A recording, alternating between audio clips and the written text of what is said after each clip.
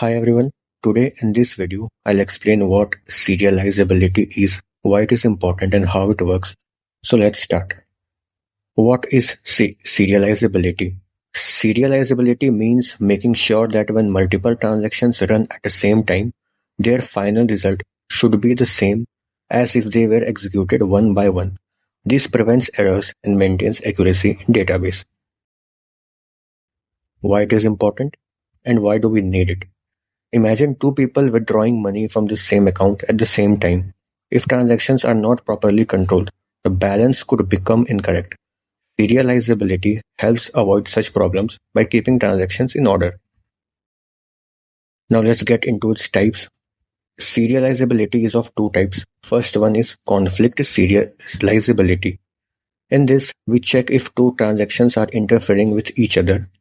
If two transactions use the same data and at least one of them modifies it, they are in conflict. If we can reorder transactions to avoid conflicts, the schedule is conflict serializable. The second one is view serializability. In this, we check if two schedules give the same result even if the order of execution is different.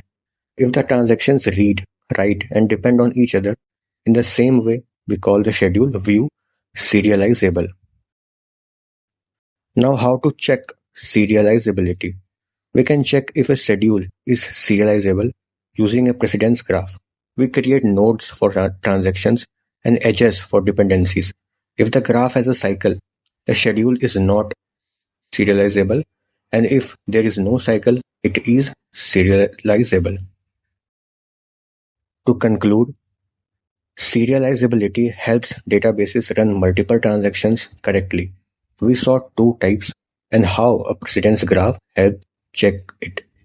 This ensures data remains safe and accurate. So that's it for today's video on serializability in DBMS. If you found this video helpful, please like, share and subscribe for more content like this. Thank you.